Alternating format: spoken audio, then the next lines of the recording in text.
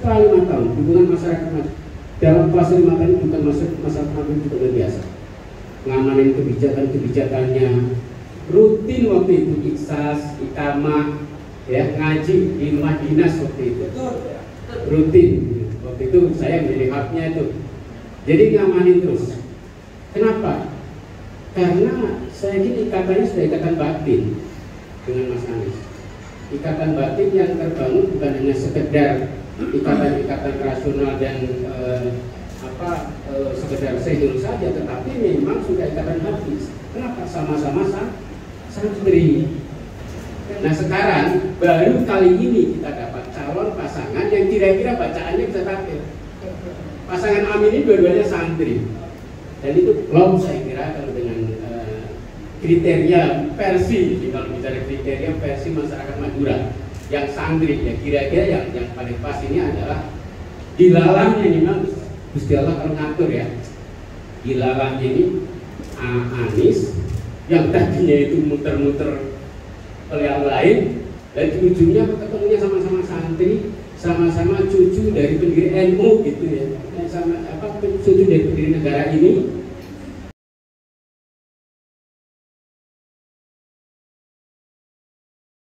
Baik, assalamualaikum warahmatullahi wabarakatuh.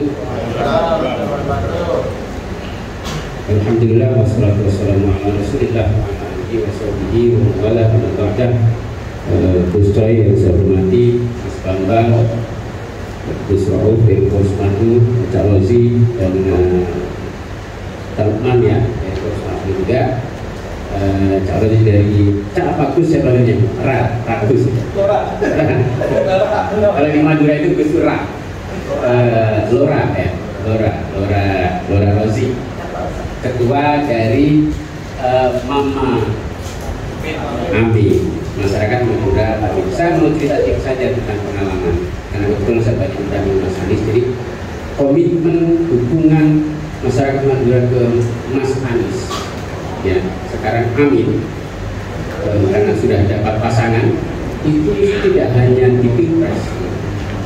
Jadi pengalaman saya mengalami betapa masyarakat Madura itu adalah supporter utama Mas Anies sejak pilkada DKI.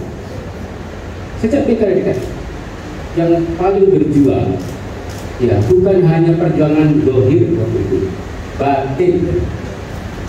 Saya mau cerita dikit, ini percaya nggak percaya. Saya waktu sempat ikut waktu itu dari Pak Haji Ridwan yang jualan kayu di Cilincing, Kalibaru, berangkat tengah malam, dibagi dalam beberapa kloter atau grup mobil gitu ya. Berangkat, setelah naik mobil itu tidak boleh bicara, hanya boleh baca sholawat. Dikirim ke titik-titik mana? Titik-titik yang justru kemungkinan besar basis lawan. Jadi yang didatangi itu bukan yang sudah mendukung, yang didatengin adalah titik-titik yang kira-kira basis lawan waktu itu. Dan selama semalam boleh bicara. Kalau mau misalnya mau ke toilet harus pakai kode. Ya, nggak bisa. Hanya boleh sholawat. Dan itu adalah kita batin dari masyarakat Madura waktu itu. Kalau dohir nggak usah ditanya, paling getol, paling teriak lantang dukung Mas Anies di Jakarta itu masyarakat Madura, kan betul, gitu ya. Nah, ini cerita sekilas. Jadi saya yakin ketika sampai sekarang Pilpres pun masyarakat Madura itu adalah orang-orang yang paling betul juga mendukung Mas Anies. Dan setelah pilkada, setelah 5 tahun dukungan masyarakat Madura dalam fase 5 tahun bukan masyarakat Madura juga luar biasa. Ngamanin kebijakannya rutin waktu itu, iksas, ikamah, ya, ngaji di rumah dinas waktu itu rutin. Waktu itu saya menjadi haknya itu, jadi ngamanin terus. Kenapa?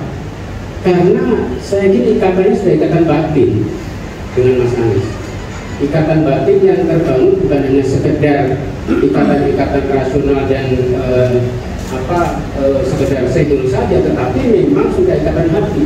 Kenapa? Sama-sama santri, kan begitu. Kan bagi kita itu dari dulu sampai sekarang itu kan presiden kita kan Gus Dur kan. SBY sama Jokowi apa itu penggantinya. Presidennya tetap Gus Dur. Kenapa? Karena santri. Kenapa? Minimal kalau imamin sholat, Fatihahnya fasih tartil. Dan kita punya presiden imamin sholat nggak fasih ya batal kan gitu ya. Kalau baca assalamualaikum, tasdidnya jelas. Assalam kan begitu. Nah, jadi kita kan ingin pimpinan kita itu setidaknya ketika baca Fatihah tartil. Nah, yang paling tartil Gus Dur. Nah, sekarang baru kali ini kita dapat calon pasangan yang kira-kira bacaannya bisa tartil. Pasangan Amin ini dua-duanya santri. Dan itu belum saya kira kalau dengan kriteria versi, kalau bicara kriteria versi masyarakat Madura yang santri, ya kira-kira yang paling pas ini adalah dilalahnya memang Gusti Allah kalau ngatur ya. Dilalahnya ini Anies yang tadinya itu muter-muter ke yang lain, dan ujungnya ketemunya sama-sama santri, sama-sama cucu dari pendiri NU gitu ya, dan sama cucu dari pendiri negara ini. Nah, singkatannya juga tiba-tiba ya otomatis aja, nggak ada yang bikin, nggak ada misalnya tim branding atau tim konsultan politik yang bikin singkatan Amin, enggak, muncul begitu saja, Amin gitu aja, Amin begitu saja. Nah, itu saya kira adalah sebuah signal tanda bahwa memang ikhtiar kita, perjuangan kita ini insya Allah diridhoi Allah SWT.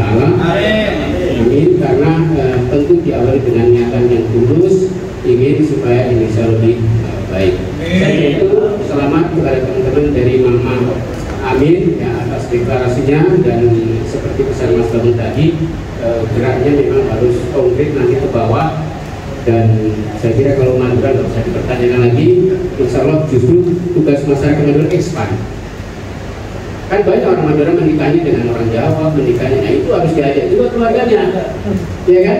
Kalau Maduranya mah udah selesai. Saya kemarin ketemu tukang ojek Madura, ketemunya Madura. Ketika saya Amin, langsung bilang Amin gitu aja kan. Soalnya begitu. Nah, justru sekarang kekuatan Madura itu karena diasporanya. Diaspora masyarakat Madura luas sekali, bukan di Jakarta, di pulau-pulau lain itu ada orang Madura Pak. Nah, itu harus terus didorong supaya yang kerumunan tadi tidak hanya sekedar kerumunan tapi menjadi suara. Dan insya Allah nanti kemenangan adalah kemenangan kita bersama.